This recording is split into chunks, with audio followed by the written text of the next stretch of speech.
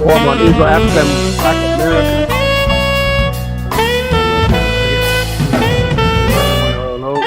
Have you with us?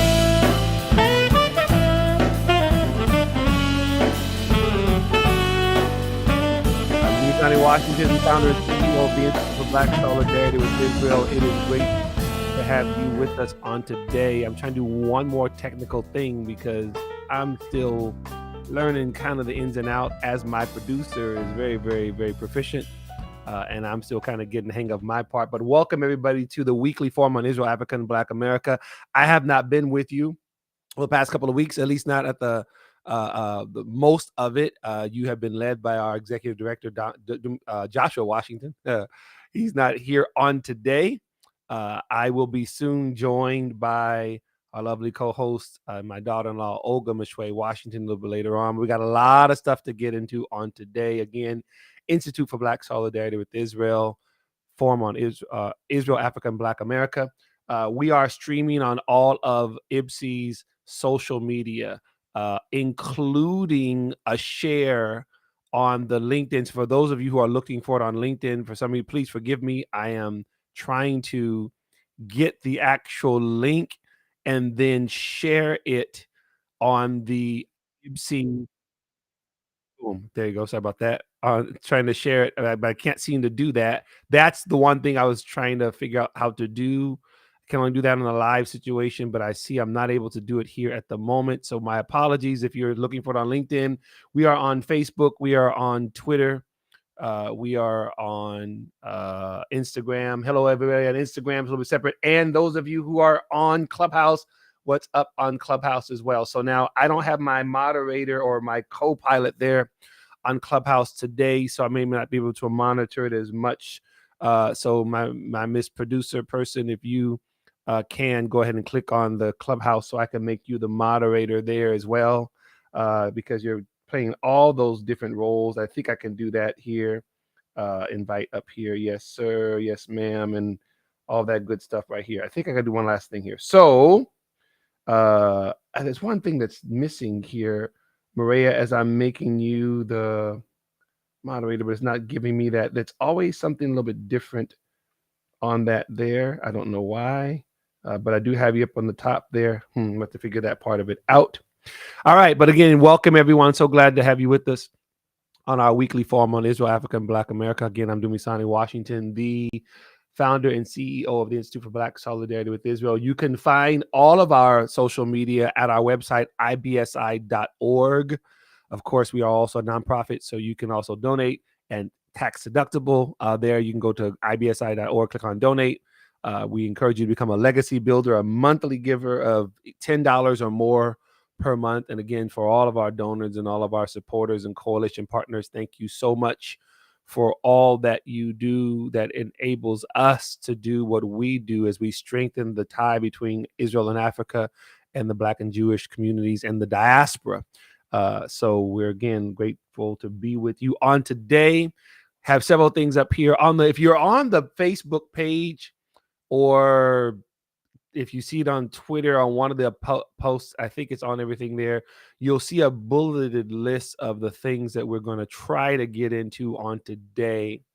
And I'm going to start with probably one of the most controversial ones, quote unquote.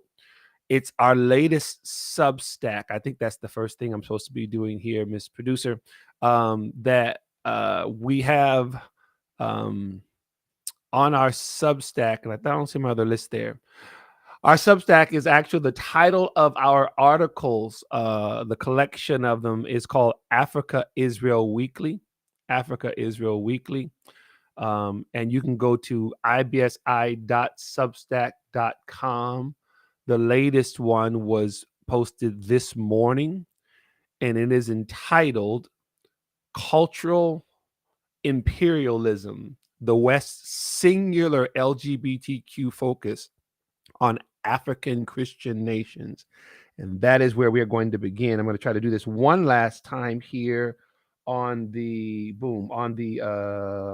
Clubhouse thing. Again, if you are on Clubhouse watching us there or listening to us here, welcome. So glad to have you there.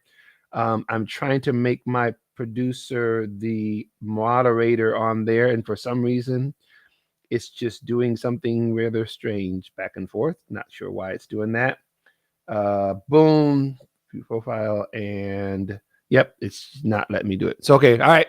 So of the things that we're going to talk about, we're going to start there. Yep, somebody doing the listener, and I don't know how I can make any of them moderators on here. I don't know why it's not allowing me to do that. Boom. Yep. So it's just doing what it's doing. All right. So now, I encourage you, if you haven't already, if you are on IPSI's newsletter, you have already received a link to it. If not, I want you to check that out. Can't right now, but yep, that is right now. And if you have checked it out on any of our social media, on our Facebook, our Twitter, or on our Instagram, you've seen this article, in the title of it again, Cultural Imperialism, the West's Singular LGBTQ Focus on African Christian Nations. This is something that the staff and I have been talking about for a little while. And over the past several months, we just kind of been moved to discuss it some more, and actually wrote a piece on it. We'll probably be lecturing on it. It might be part of what we discuss in some of our live events going forward, depending on what the actual topics and things are, right? So again, ibsi.org, you can get all of our information, find out about what we do and the different ways that you may be able to get involved, find out about our peace initiative and everything. And shout out to our amazing IPSI ambassadors out there as well. So this article that we wrote, I wrote it. I'm not the only writer on the Substack on Africa Israel Weekly, but I did actually write this one. And it discusses what is currently happening between the White House, the current U.S. government, and particularly exclusively African Christian nations. So for those of you who've been following any of this in the news, and obviously there's a ton of stuff in the news, our focus is obviously Black-Jewish relations, it's Israel-Africa alliance, those types of things. And one of those things that has happened, although Israel's not directly involved with this particular part, is that the Biden administration has taken up the mantle from the Obama administration, and it is attempting to coerce and cajole and force African Christian nations into adopting its stance, the U.S. stance, on both gay marriage and on LGBTQ rights, right? Most famously has been in the news the president of Uganda, who's been very vocal about reaffirming biblical marriage, coming against gay marriage, the parliament, but not just him, some now up to 30 different African nations, either vocally or in their parliament or what have you, kind of eschewing America's lead when it comes to both gay marriage and LGBTQ rights. So I mentioned the Obama administration, as you see in the article, and I encourage you to check it out, right? You can go to ibsi.substack.com, or you can go to ibsi.org, go to our website. You'll see Africa Israel Weekly. Click on Africa Israel Weekly, and you'll see all of our articles there that deal with a host of different things. And this is not the first time we ever even dealt with this issue ever, right? In terms of our topics on Substack.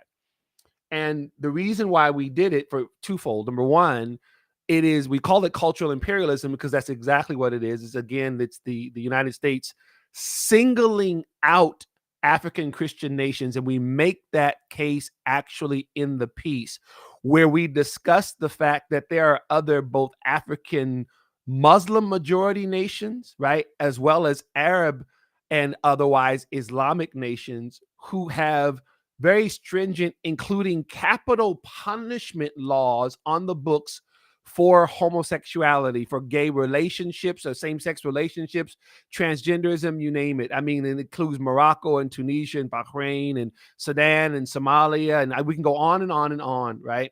But none of those nations, we make this case, have been singled out, have been lectured to in this way. What I mean by that, starting with President Obama back in July of 2015, as we talk about in the article, when the first ever Black president goes to Africa. He goes to Kenya. Of course, he's of Kenyan descent. So all these historic things are happening. And in the midst of their press conference, he begins to according even to CNN, lecture then President Kenyatta about gay rights. And so this was already, again, I make this case in the article, these African nations, very, very what the West would call socially conservative, right? We don't even get in the article, we don't even get into the issue of gay marriage itself, LGBTQ rights itself. We don't even discuss that. We're only discussing it from a geopolitical and diplomatic standpoint, where the U.S. is concerned and where Africa is concerned, but specifically and exclusively African Christian nations. And so we've been saying that this has been going on since 2015. And it has continued on now with the Biden administration. And now you have the World Bank, who has declared that it will not do any business with Uganda. And I'm assuming it's implying some of these other nations, because it's not just Uganda, it's Kenya, it's Ghana, other African Christian nations, right, that have reaffirmed, doubled down on their laws against gay marriage, right, and their laws against LGBTQ rights, right? So this is then internal issues for them, and which the Biden administration, as the Obama administration did, have taken it upon themselves to very publicly chastise, as if they're talking to children. And I make that case there in my piece as well, right? And I'm saying like that they're singling them out, almost like racist on a playground, a playground monitor who picks out the black child and starts yelling and screaming at them about whatever they're doing, while all the other kids are running around in the bark and in the dirt, and they're playing kickball. And this is kind of the picture. The problem with that picture, though, is that Africa, like the other nations, are not children. These are people with, they're running their nations. They have their economies, military, counterterrorism, all these other types of things. Not to mention the fact that by 2050, all the statistics are telling us, Pew Research has done it, others have done it as well. By 2050, not only will Africa have the most Christians on the planet than anywhere else, it'll have the most people. It's estimated that 1.9 billion people will be on the African continent by the year 2050, as numbers either stagnate or go down in the rest of the Western world and much of the other industrialized world. I don't know if that's still a word that you use. In Africa, and ironically in Israel, populations are growing. We talked about that when I was there, and shout out to Pastor Shagan and all of you who are part of the Africa-Israel Chamber of Commerce, and we had the great summit there. It was the Africa Leadership Summit. I mentioned that in the article as well, right? So why are we delving into this? It is unwise for the U.S. administration, any U.S. administration, to impose itself on other nations, especially if it's not doing it with any type of integrity, with any type of consistency. So if the Biden administration is going to publicly chastise Uganda, Kenya, Ghana for its anti-LGBTQ stance, which is the Biden administration's a prerogative to say and do what it wants to do, right? In terms of what, even if it's trying to boss the people around, I'm not saying it should be doing that. I'm going, every administration has to do what it's going to do. At least if it's going to do that, be consistent. You're not giving a tongue lashing to Saudi Arabia, to Morocco, to Bahrain, to Sudan, to any of these other nations, but it's singling out African Christian nations, right? And it's very blatant. Now, I asked the proverbial question, why, in the article, and I don't even try to answer it, right? I won't even try to get in to the mind of the Biden or the Obama administration as to why. And in order to do that, I have to put on my preacher hat, and I start having some scriptures for you, start talking about other stuff. And IBSI is not a religious organization. I preach in the congregation. When it comes to IBSI, I'll deal with biblical themes and those types of things. But right here, my point isn't so much the biblical part. My point is what's going on diplomatically. I share an anecdote in the article, just ironically, which is the last thing that prompted me to write the article. Again, I just got back from Israel a few weeks ago, attending the Africa Leadership Summit, again, led by Pastor Shagan. That's the shortened version of his name. There are about 7 or 8 different African nations that were represented there, including Democratic Republic of Congo, Ivory Coast, Ghana, I believe Kenya, several others. and several other Africans from the diaspora, from Wales, from England, I believe, as well. And at some point, I believe the second day of the summit, we are in Tel Aviv at the Israeli Towers. I think I'm saying that the right way. Forgive me, my Israeli fans, if I'm not. And we had meetings with multiple NGOs.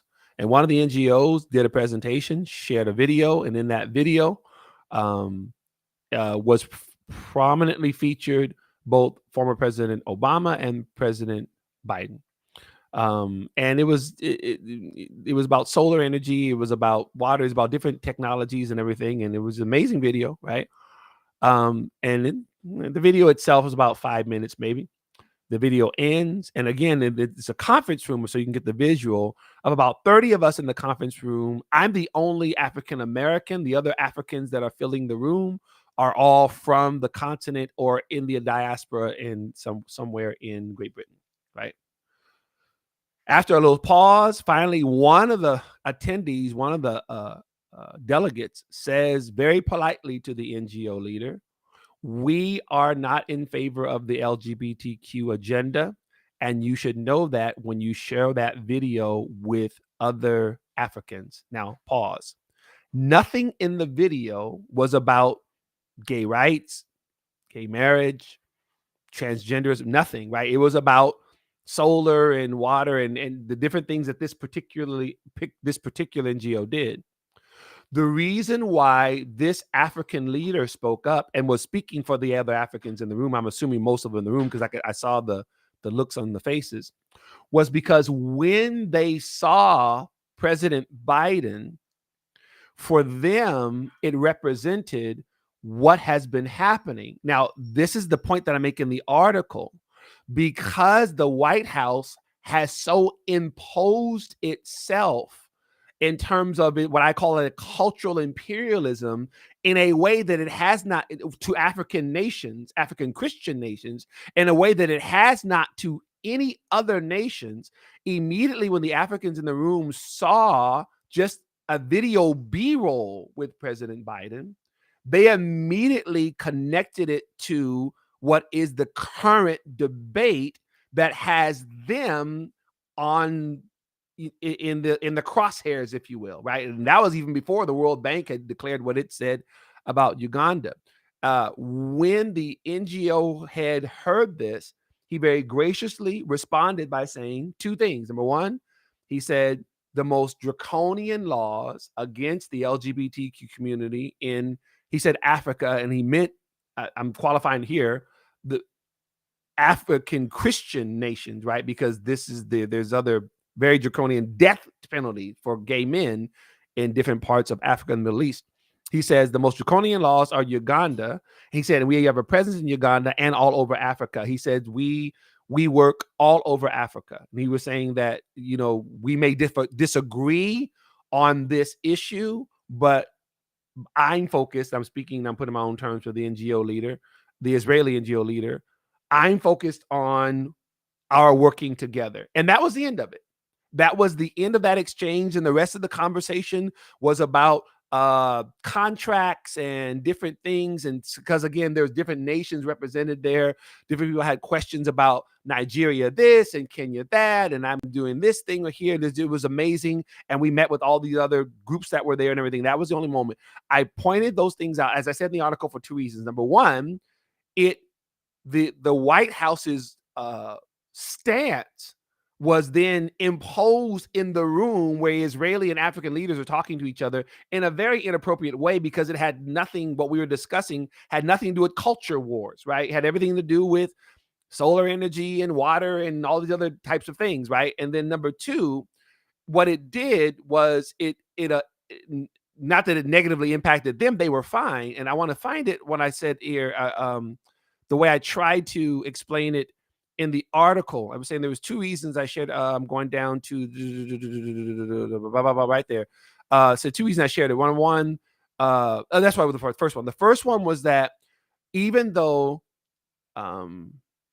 there are Israel's laws and rights regarding gay marriage and LGBTQ rights. Very different, very progressive, very different than most of the other nations in the region, African, whether Christian or Muslim, right? Israel does not attempt to force the other nations to do what it does. Israel has never done that, right? And then number two, I was saying that the White House's attempts to force the African Christian nations to follow its lead kind of had an effect on a meeting that should not have. Now, again, it was fine. It was just amazing. And they talked. They each of them talked. There's mutual respect in the room. There was no bad blood, none of those types of things. There was no arguing about any of those cultural issues. It was just a statement that was made and it was acknowledged, right?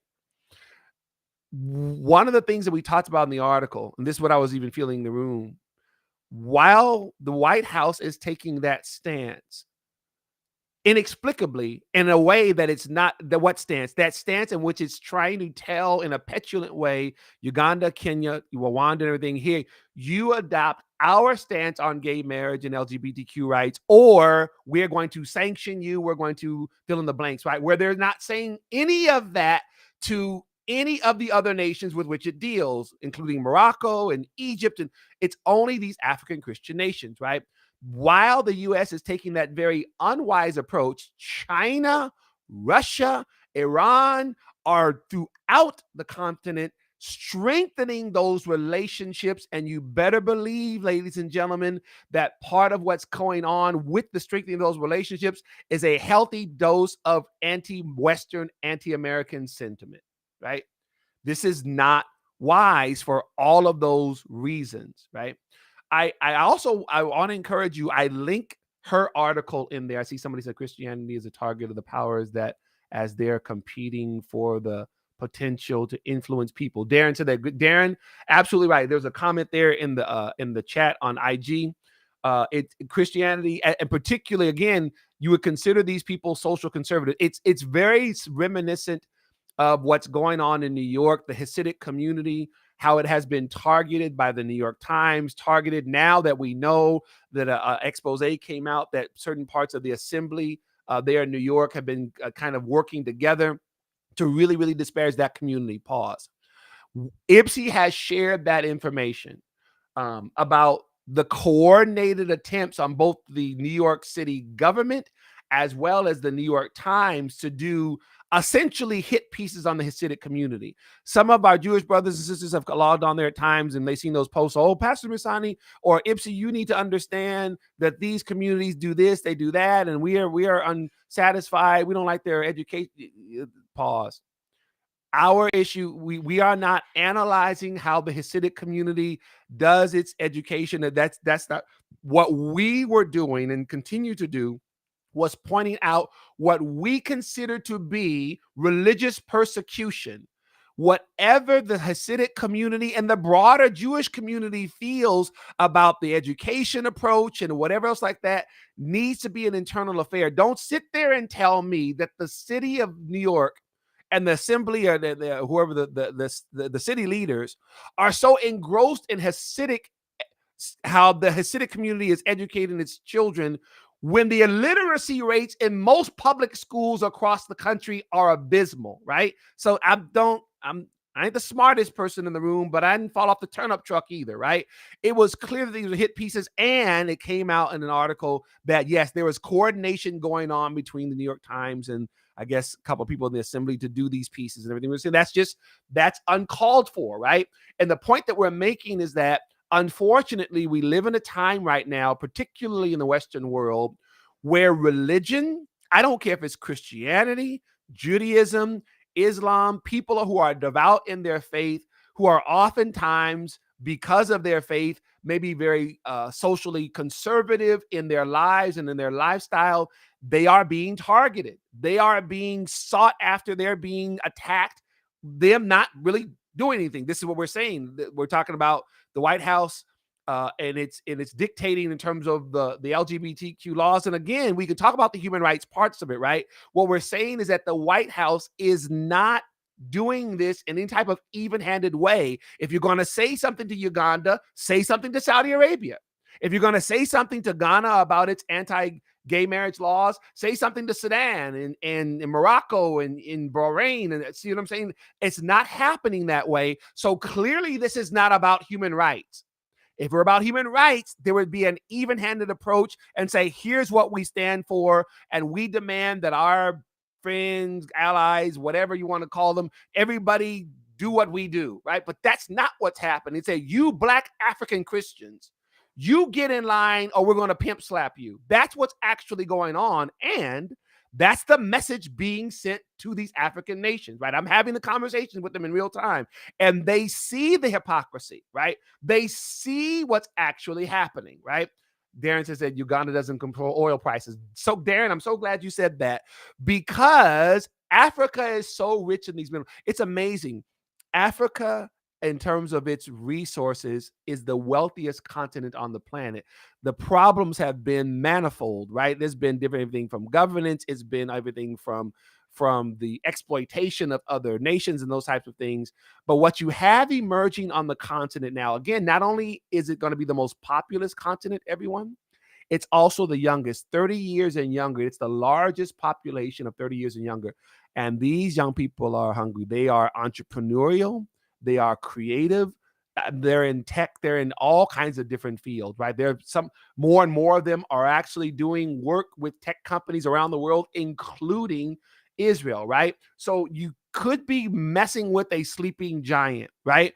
And everything from fossil fuels to one of the big fights right now, one of the debates right now about what's going on in Niger. We talked about there's been a coup. Olga's here. Okay, I'm sorry. Wait. Thank you. My producers have let me know that Olga's in the house. Hey, Olga. Good evening. Good evening. Hey, Dad. Hello, everybody.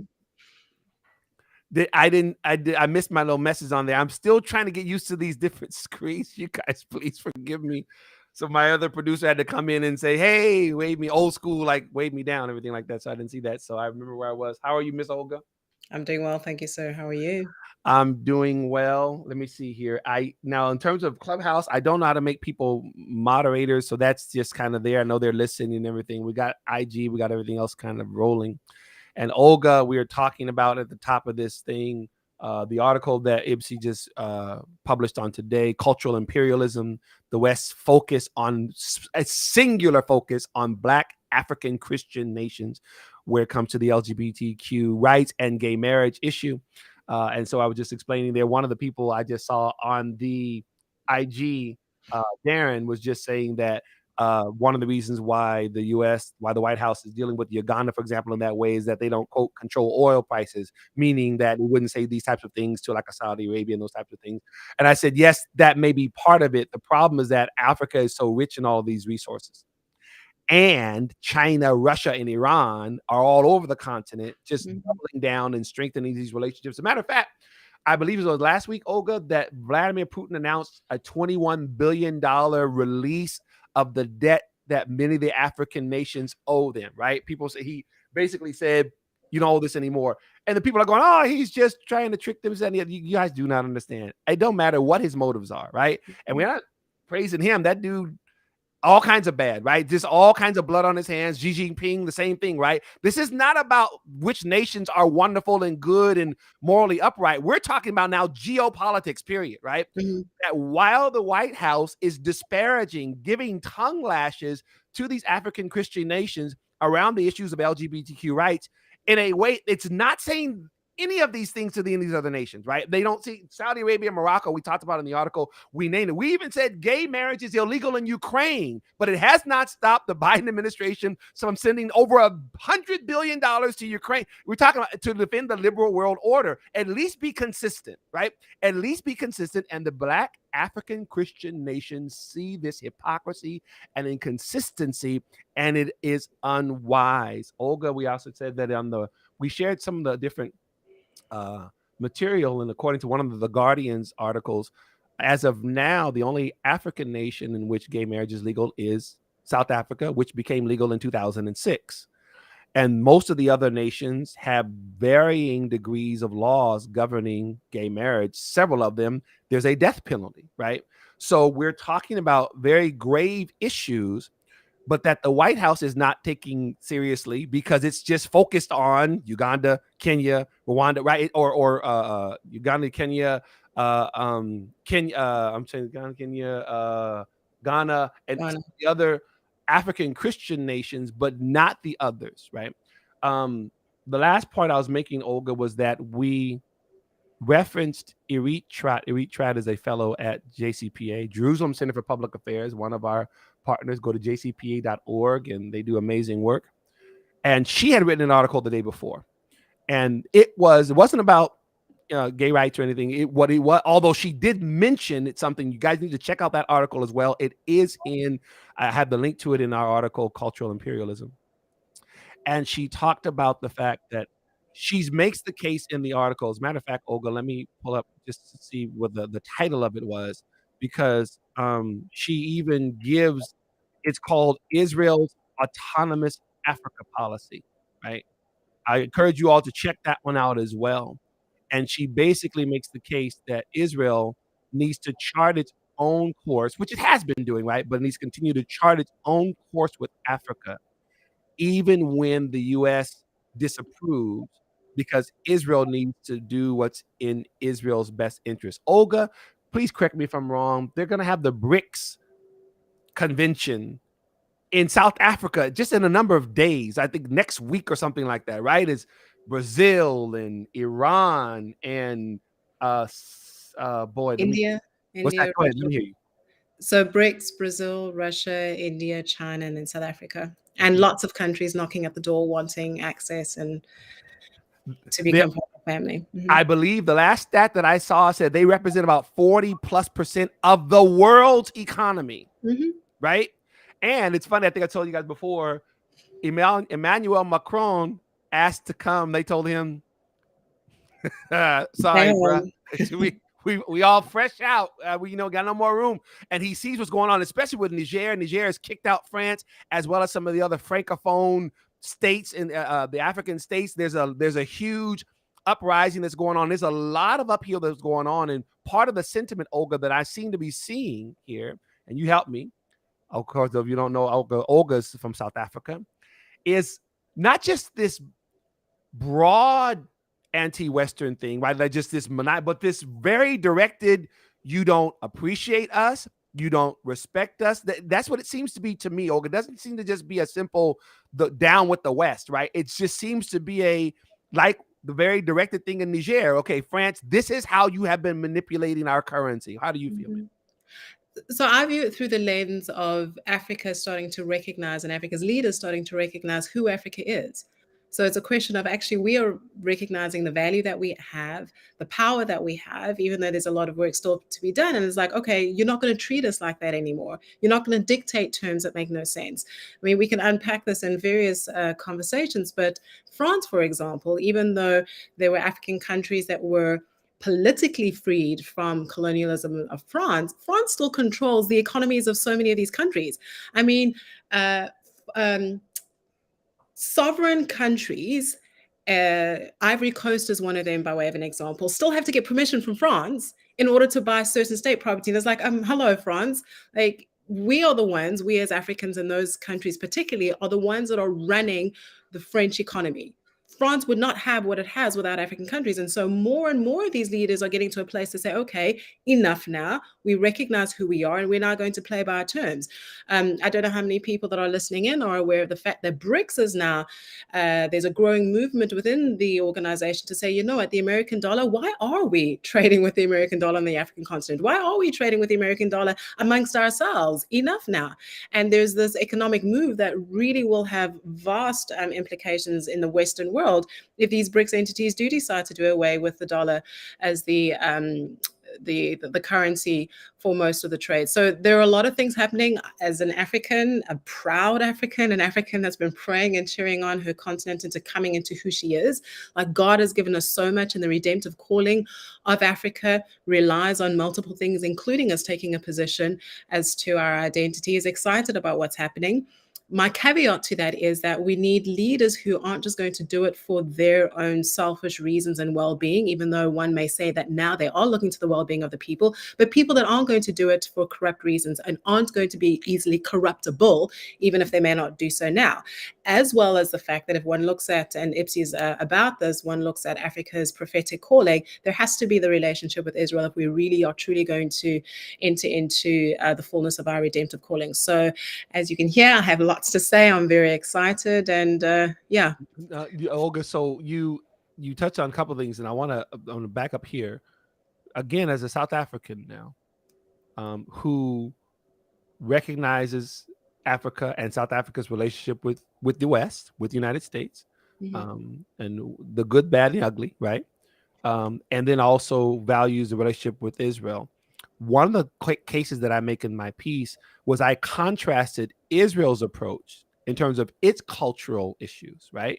Whether it's LGBTQ rights, gay marriage, type of thing, and juxtaposed it to the White House, both the Obama and the Biden White House. And one of the cases that I made to someone is that Africans generally, you tell me if I'm right about this, respect and honor the fact that Israel respects them. That Israel says, this is what we do, this is what South Africa does, this is what Kenya does, boom. Whereas the White House is like, look, we, imperialism, we do this and you're going to do this. Say something to that about us. How, is that correct in that assessment in terms of a general African feeling as they assess those different approaches? It is very accurate. I do think that it's important that we, from the get-go, acknowledge the fact that nobody is saying that Israel doesn't want something back from African countries as it enters into these trade relations, as well as various cultural relationships. Of course, if you're going to have a relationship with somebody, you want it to be a two-way street. That two-way street, however, should not come at the expense of demanding that the other party becomes who you dictate that they need to be. And that's not what's happening with Israel. So Israel's saying, yes, let's have a mutually beneficial relationship. And like, Africa, what are you bringing to the table? Rightfully so, because there's value add that Africa can give. It also shows cases of confidence in Africa's ability to contribute. But then Israel's not saying, okay, we only want to engage with you if you're going to do this, and it's going to be contrary to your values. It's going to be contrary to the ethos and the core of your identity, the moral fabric of your society. The White House has actually been doing this for decades. Pastor Dumisani, when I was reading your article earlier today, I was actually reminded of a book that I read several years ago. I would encourage anybody who also wants to see the various avenues that the West, including the White House, has been engaging in cultural imperialism, and some people even talk about it as being a new form of neo-colonialism.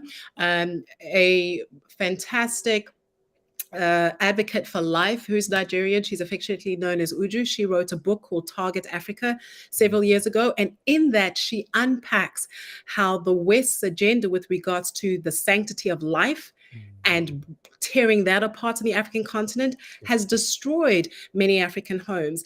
And it's contrary to our values. I mean, when there is an announcement in African villages and African homes traditionally that there is a child being born, the entire village rejoices. But because of the pressure for the West, and if you want to have trade, and if you want to have access to this grant, then you have to have, what do they call it now? Even in America, I'm going blank. It's not even, contraceptives, like family planning, right? So family planning is now killing our family. So they've been doing this for years, and abortion is there, and they're happy with how they've done it and how widespread abortion has become in terms of access of abortion has become in the African continent, and even changing the psyche as to what it looks like, that life is no more celebrated as such, and the sanctity of marriage. And now here we have with the gay agenda, excuse me.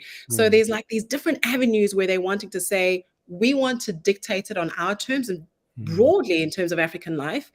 And Africans about time are starting to say, actually, no. And we'll look to people who aren't demanding that we change and that we give up our values for who we are. And if I may add, this is looking down on us as if we are these primitive, backward thinking, unevolved society or civilization because we won't do it on the West terms. It's like, no. So yes, we're going to engage with the Israels of the world.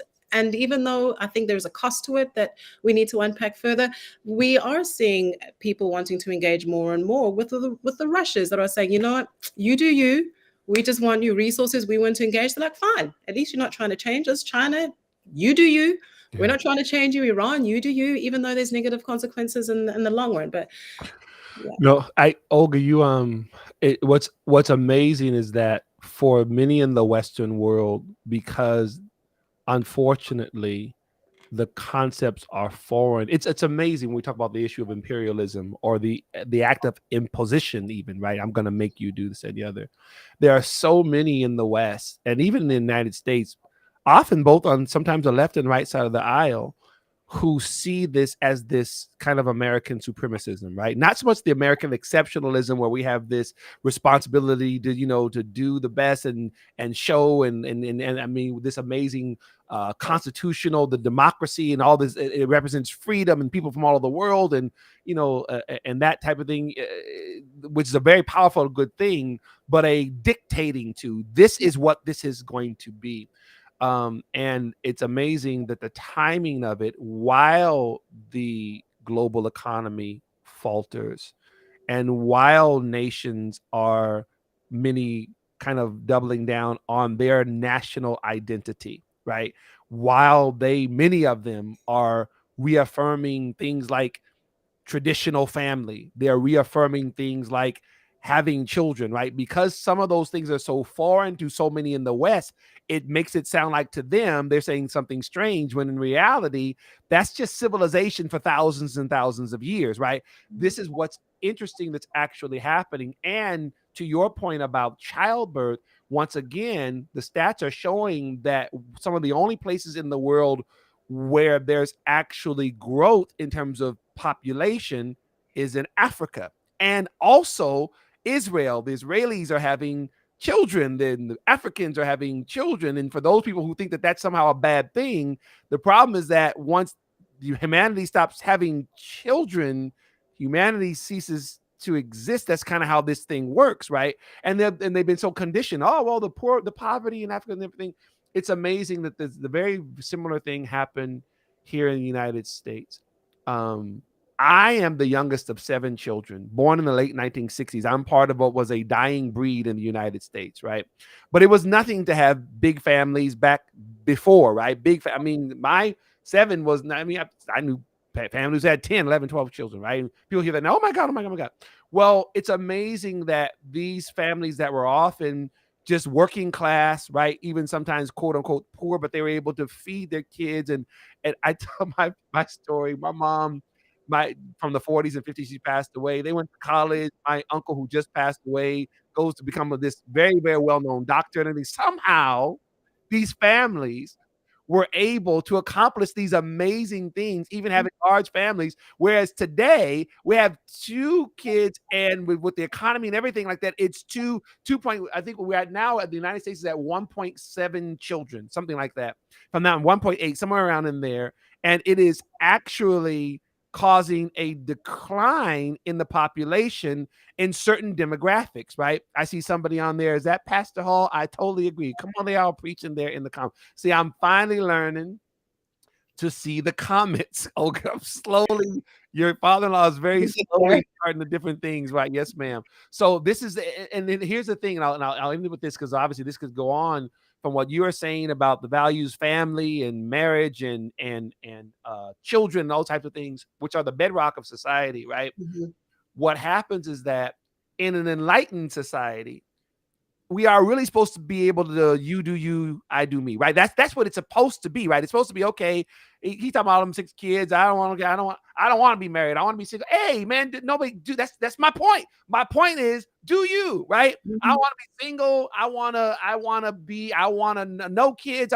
Hey, that's just it. The beauty of a free society is that no one's making you, right? This Right. is what we're talking about.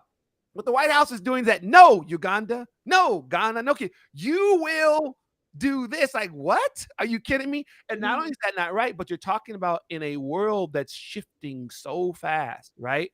Which is why, again, we say while the White House bangs its gavel as if it controls what people are supposed to do, not do, exclusively Black African Christians, right? Right?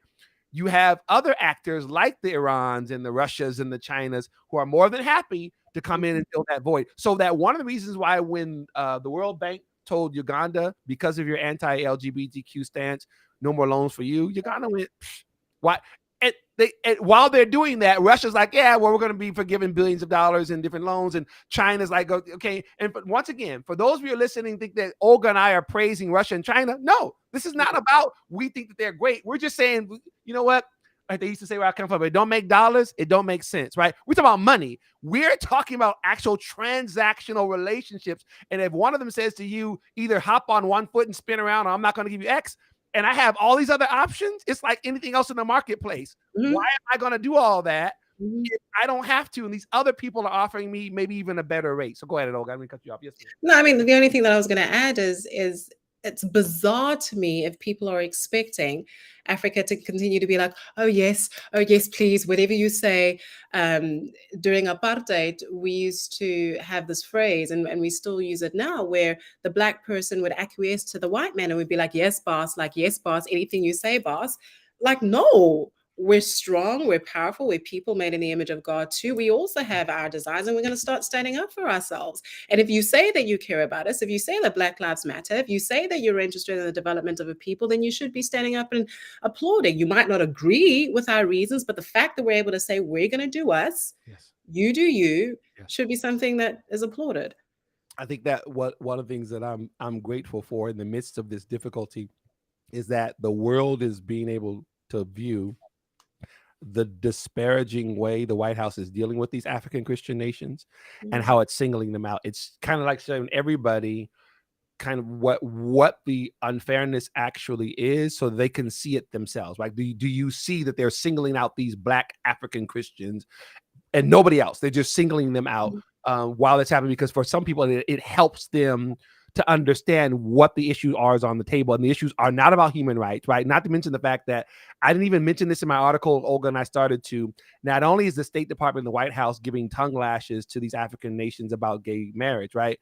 The State Department, as of last December, as you know, removed Nigeria as a list of nations in which religious freedoms are threatened, even though 43,000 plus Christians have been killed in Nigeria over the past 10 years, right? So that's letting you know, this is not about human rights. This is not about people and how they're treated, right? The same State Department that wants to talk about gay marriage with Nigeria does not care that Christians are being slaughtered by the tens of thousands every year in Nigeria, or at least about between 4,000 to 5,000 per year in Nigeria, right? That's a no, but no, we don't care about that. As a matter of fact, you're good with that, Nigeria. Here's what we want to talk about.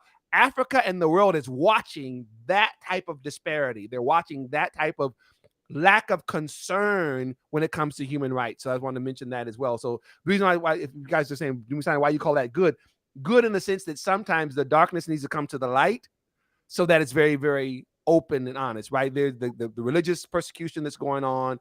Once again, of course, shout out to Israel and the region. Christians are free, right? You Christian, Muslim, Baha'i, whatever, it's religious freedom there in the region. Again, I think that this is a tremendous opportunity for Israel and Africa to go even further in terms of their relationship, and not to mention all the gold and the platinum and the uranium and the you name it, right? All over Africa, right? You're talking about the future is there on this continent, and these young people are bright, they're hungry and everything. And of course, Olga, you and I have a meeting in a couple of days to talk about the other business part, but we won't get into that here as well. All right. So again, everyone, check that out, ibsi.org. Go to Africa Israel Weekly. You can read the article. Hey, share, comment on it, right? You might not agree. Hey, I saw this, I read it, Pastor Misani, but here's my issue with it. Please, and engage in that. You have to subscribe, but you can do a free subscription, right? You can do a paid subscription or a free subscription to check out our Africa Israel Weekly Substack. And I'm not the only writer. Olga writes on it. Joshua, who's executive director, he writes a couple of articles by Yasha. She's done a couple of amazing articles there as well. One is about the Ethiopian Israeli restaurant in Harlem and everything like that. So check those out. So you can see those as well. All right. So that's again, ibsi.org. Olga, I wanted to, in the time that we have here, I want to touch on a couple of things if I can. Although, and also too, you all find out about the Africa Leadership Summit. Pastor Shagan, shout out to him out there in South Africa, doing amazing work. I met with him this morning, had a great time talking. I want to switch gears here for a moment, everyone. This is IPSI's Forum on Israel, Africa, and Black America. I'm Dumisani Washington, the CEO and founder of IBSI, and Olga is one of our board members and also over our Speakers Bureau. We had talked about this before. Those of you, my camera's not the right way. So you can see here, if I do this, it says Oakland. I'm wearing Oakland. I'm not from Oakland. I am from the Bay Area and from both the Bay Area and the Valley in Northern California. Oakland was and is in the news now. Let me see. Excellent conversation. Thank you very much, Hashem. Thank you so much, you all. And thank you all for joining us again. Share us wherever you are. If you're on Facebook, if you're on Twitter, if you're on Instagram, if you are on, what's the other one? LinkedIn, go ahead and share that. LinkedIn, it's only on my account. I tried to get it on the IPSI account. You guys, I couldn't do it this time. I'll try to fix it next time. So Oakland, the NAACP, the National Association for the Advancement of Colored People, the head chapter in Oakland, issued a statement about 2, maybe 3 weeks ago now. And it's basically calling for a state of emergency because of the level of crime, violence, and all kinds of mayhem happening in Oakland. Now, I posted this on my personal, as well as IPSI's Twitter and Facebook. And in that, the heads of the NAACP cite certain things. They cite both the crime, the murder rate, everything. They cite the overwhelming violence against Asians that's happening there. They talked about there's no jobs that are available, and they even call out the failed progressive policies that have gutted, basically. They said people are moving, people are leaving. CNN followed it up about a week ago, and they did a piece out there. And the point that I was making there is that this is the aftermath of the BLM, Antifa, defund the police riots and campaigns that have helped make these vulnerable communities even more vulnerable, right? We have written about that before. BLM, we're not talking about whether or not Black Lives Matter. Of course they do, right? We're not talking about whether or not the mindset of a Black Lives Matter. No, we're talking about the actual organization that has raised tens of millions of dollars with another $50 billion in corporate pledges as of last year, right? All of that money that has not really gone to positively impact any of these communities, right? And their signature move, Olga, was defund the police, which they partnered with Jewish Voice for Peace, another fake human rights organization, right? That actually began to pressure city councils across the country to defund the police. Oh, and by the way, Gallup did a poll that very year and found that 81% of Black Americans were not only against it, many of them wanted more police. Not racist police, please, people. They're talking about the Africa part of it. Black folks are not stupid. You know what? We so sick and tired. We're not stupid. Nobody wants racist police, unfair police. Those law enforcement need to be taken off the force. But when it comes to responsible law enforcement, again, this was the point, that the vast majority of Black Americans were not in favor of defund the police. So the city councils who passed those measures did it despite their constituents. Now we're talking about the biblical mandate of actually being a servant. What did Jesus say? If any of you are going to be the greatest, let him be the servant of all. A city council member, an alderman, a mayor, any of those people, they are servants of the people. You are elected by the people to implement what the people want to see move forward. And what we can see, at least on a national scale, 81% of Black Americans were against defund the police, but you still had it happening in Oakland. You had it happen in Minneapolis. You had it happen in cities all over. And some of those very cities now, Oka, are crying for help, and it's falling on deaf ears. All the marching, all the hashtagging, all the black squares on the little profile pictures, and all the George Floyd this and George Floyd that. Then folks a bit more bothered. And folks who don't have a problem with it, if you have a problem with it, email me directly, dumisani.washington@ibsi-now.org. Folks about, oh, we need to have those marches. You know what? Here's my thing. The next time you experience an injustice and you get pissed off, burn your house down. If you thought they was right, you have to understand. You guys got the different message. Oh, you understand? The people are angry. My mama taught me a long time ago, Olga. Mm-hmm. Olga, and you never had a chance to meet my mom. She explained to me when I was a little bitty kid. I was born in the late 60s, so the riots and different things from the 60s, I didn't experience them. I was just a little baby when they happened. When I got just a little bit older, she began to show me the pictures of the burnt out buildings that were still burnt out 10 years, 12 years, 15 years. She said to me, Sani, what they did, they destroyed those communities, and there was no investment in there anymore. And just more crime, more disenfranchisement. So I learned that a long time ago. So from the Rodney King riots back in the 90s, everyone, yes, I remember those. I was living in California, the Ferguson stuff with Mike Brown and everything. And we're not talking about fighting against injustice. No, we're not talking about laying over and play dead when something wrong happens, but fighting and even protesting injustice and burning down your own businesses and homes are two totally different things. Mm-hmm. And someone just said, Pastor Hall, yeah, my thoughts exactly. But yeah, exactly. I'm trying to not be mean, but be real. The next time they could, and you know what? You all, here's the other thing, Olga. We were tracking this in real time. Folks were not even from those areas, Mm-hmm. showing up in places like Atlanta, showing up in places like Dallas with their little Molotov cocktails and stuff. And Black folks were taking out their phones and filming it. I never forget, there was one nice area there in Atlanta, and there was these brothers was outside, and there would just happen to be a white girl with a monocle, like an incendiary type of advice, helping burn down a Wendy's. They filmed her. He said, "See, look at that. You see this white girl?" he said, "That's not us. That's not." This was happening all over the country, but the media was completely uninterested. Folks were crossing state lines.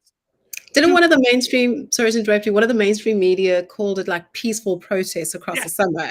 Fiery but peaceful protests. Yes.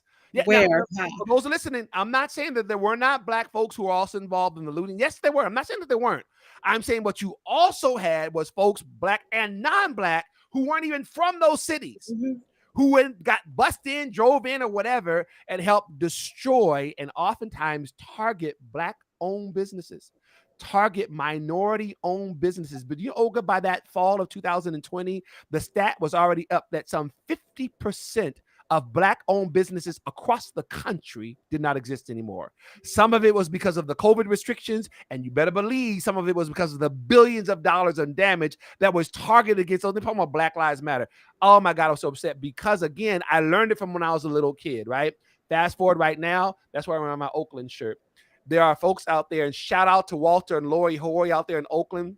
They have what's called Issues for Life. You're talking about the whole life issue, Olga. You haven't met them before yet, but Walter and Lori are doing amazing work out there in the Black community with these mothers, with these children, and there's others that they are. And then shout out to Pastor Corey Brooks out there in Chicago, South Chicago, doing his work, Project Good. You got folks out there, soldiers on the ground. Long before Black Lives Matter started raising tens of millions of dollars, long after they packed up their little tents and went home, there's folks out there making a difference in people's lives, right? And they have to now rebuild after the justice marches and all the silliness, right?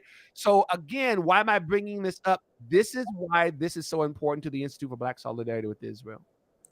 We had people contacting IBSI wanting to know how they could help, and we were directing them to the organizations that we knew could help. And some of them were upset. They wanted to march. You want to march? Go put your tractions and go march up and down your street. Goodness gracious. Do you want to help, or you want to feel good about yourself? Mm-hmm. Right? Are you trying to actually help? Are you trying to put yourself some Instagram posts, right? You had all these fake folk out there talking about they wanted to help. They really want to help. They just want to post something on Facebook talking about they care, right? Often you see these Black Lives Matter rallies, be 3 Black people and a sea of white people sitting there go, okay, wait a minute. Where the folks you supposed to be helping? I thought you was helping somebody, right? We saw that over and over and over again, Olga. And again, you and I talked about it, some of the protests and things that would happen in South Africa and sometimes get out of hand. And some of these young people, that a couple of years ago, a library was burned. Mm-hmm. We talk about that, and Olga, and so you and your family and the ones you work with have experienced some of those exact same things when it comes to a focused protest, a focused movement, as opposed to just being whipped into a frenzy by the media and all these other types of things and destroying your own habitat, if you will. Go ahead, Olga. I don't want to take it from you. It's just an interesting, I don't know if the word is like mass psychosis, or if people are just hypnotized because I feel as if I'm doing something good and I feel as if I'm a movement. And so in your anger, in South Africa, they were burning down trains and they were burning down. And the interesting thing is when they were burning down the trains, they were burning down the trains because they were angry that public transportation wasn't running on time. Okay, so you're angry that the buses aren't coming on time, that the trains aren't coming on time. Now you don't have any buses. Now you don't have any trains. Burning down trains, burning down buses. The burning down of the libraries is because the people were understandably so frustrated with the government's lack of service delivery. So there's corruption, and so people aren't getting the basic amenities. So what do? With the little that we have, we destroy it. So now the kids who should be having better set up schools don't even have books anymore. So it's like this weird mindset of, if you're angry and you're frustrated, the little that you have, you just take up and destroy, versus saying, okay, we need a solution. Yes, let's voice our anger and be upset, but let's do it in a way that doesn't take us 10, 15, 20 years back. And if I may say this, sometimes I wonder if people are just sitting on the sidelines laughing at us and saying, y'all just don't even know how to handle yourselves in your times of crisis, because there's a way to do it and there's a way not to do it. So it's unfortunate what's happened now, and in places like Oakland, and we spoke a little bit about this last week as well with Joshua, that now it's a state of emergency at a time when organizations like IPSI, as you said, were calling out and saying, wait a minute, this is not the way to do it. And frankly, this is a joke. It's a farce. When you go to our Substack, you'll also see several articles about IPSI as well, about BLM as well. You go to ibsi.org, go to Africa Israel Weekly, and you all will see, again, ibsi.org. Click on Africa Israel Weekly, and you'll see a lot of these articles that we've discussed some of these things. As a matter of fact, probably the next article that's going to come out is going to be specifically around Oakland, DC, some of these different things that are happening right now as we follow up on this, because BLM, unfortunately, ostensibly was supposed to be concerned about the Black community, but was anti-Semitic, anti-Israel, anti-family, all these types of things that had nothing to do with strengthening the Black family or any of the communities in general, right? We were calling those things out. People, many oftentimes were caught up in emotion, and they thought we were just being, oh, you're anti-Black. Nah, but I told you, I've been Black all my life. Very proud of who I am. Very thankful for my family, my heritage. But I also recognize game, right? I also recognize the okie doke, right? And I saw what was actually going on, and not just me. I mean, there's other people who are watchful and wary of what was happening. And I want to just say this, Olga, especially to our pastor friends out there, though you might be watching this on the recording and everything. So many of the pastors in the community were as well. Obviously, we were very upset about what happened with George Floyd, with the Mike Brown, even though details and facts and all the kind of stuff that come out, but everything, when you're talking about injustices and everything, it's going to make anybody's blood boil. However, when those community leaders were allowing some of these nefarious actors to use them in terms of their good name and standing, that was one of the most unfortunate things. When some of us pastors, some of us other community leaders, city council members or whatever, we're also doing the hashtag and we're also doing the Black Lives Matter thing, but we're not calling out the destruction of the community. Mm-hmm. Let me say this, put my pastor hat on. You all, we need to repent. Oakland is crying out directly because of the damage done to its community. And for those gatekeepers who co-signed on that foolishness, I'm not saying repent to me. Repent ain't got nothing to do with you and God. You gonna make that right. Can I just get spiritual for a moment? Gotta make that right. If you lent your voice to those organizations only to see them fleecing folks, taking money, destroying stuff, and all that, defund the police, everything, and you enabled that, if we enabled that, but I'm not talking about pastors, I'm talking to community leaders, city council members, all of those things, we need to get that right before God. As we help these communities rebuild, for some of them again, we need to also be real about the fact that if we let that in, and this is what especially when I'm talking to young people, Olga, I'm saying, watch this, young people, so that when you see it again, because everything's a cycle, right? If you see it start to raise up again, you'll say, oh, okay, I remember this. People got caught up and all this bad stuff happened. Let me kind of bring it down and let's focus. Let's actually strategize. Let's plan and see how we're going to make something better instead of just responding emotionally and everything. I just wanted to say that. With all due respect to everybody and all of our leaders and everything, and I work with leaders across the country. We also want to, and I share this with them privately as well. We need to make sure that we are being real before God about that as well. So, and again, this is why, talking about the Black Jewish community and everything, we had many of our Jewish friends who wanted to be involved, and you often have that. The Jewish community always often wants to be involved in making stuff right. They're about justice and everything. And so some of them, unfortunately, like others, got caught up with the hype of the organization and didn't really kind of read some of the fine print. And next thing you know, it was a lot of bad stuff happening. So I want to mention that as well. Olga, I've been talking and everything like that, and I know we're over our hour already. I was supposed to share one other thing, but I'm probably not going to get into that. But I will do this, everyone. So I shared with you all before that along with David Kay and the David and Goliath Project, we started a video series called Superheroes. Please go and check that out. It's on YouTube. You'll find it's the Superheroes show. As a matter of fact, Maria, you just put the YouTube link on there and you can post it wherever there on the link there. We've done about 6 different episodes. One comes out each week, although we skipped last week. The latest one is the Fighting 54th, the all-black regiment of the Civil War. Superheroes is about celebrating Black history, right? And not just Black American, but in the African diaspora as well, right? So if you do me a favor, check those out. The team is amazing. They do amazing work. When they make me look like I know what I'm doing, and I know that they're really good at what they do. And we've done different episodes. We've done Lift Every Voice and Sing, James Weldon Johnson. We've done Frederick Douglass. We've done Booker T. Washington, and a couple of others. But this latest one is the Fighting 54th, the All-Black Regiment. So please go and check that out. I was going to show you the clip on there, a little bit of a clip, but then I'll start talking again a lot, and it'll become a 2-hour thing instead of a 2-hour thing. But check that out for me. If you could do me a favor, check out Superheroes on its YouTube page. Like and subscribe. Share it with your friends and family if you like it, because we want to get some more views on it as well. The next one coming up, I believe, is my interview with Ian Rowe, who's an amazing educator and businessman there in New York. I had the honor of interviewing him a few months ago, so that should be coming up, I believe, this coming Sunday. So check out the Superhero Show. It is on YouTube. The link is there in the chat there, so you guys can check that out and share those. And give us some feedback on it as well. Let us know what you think about it, what you'd like to see more of or less of as well, everything. Olga, I think that's it for now, because I will start talking, and I'm a pastor. I know you're used to that because your father's a pastor. Did you have anything else, ma'am? No, sir. All good. Okay. All right, ma'am. So I know there's so much that's going on.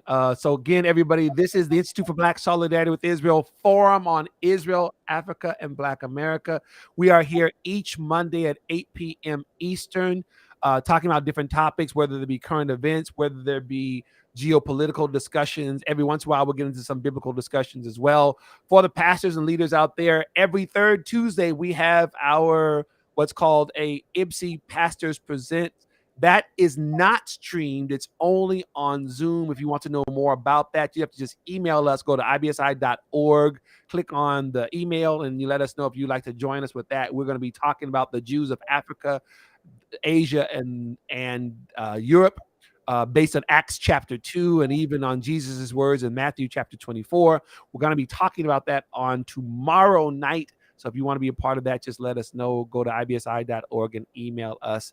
I think we're going to cue the music here in a second. So it's been great being with you all. Appreciate it. We will see you next week. It might be me, might be Olga, who's in the captain's chair. It might be Joshua. You never know, but we'll be here each Monday joining in with you to have some of these discussions. Thank you for joining us, everyone. Hope to see you all next week. Good night, everyone.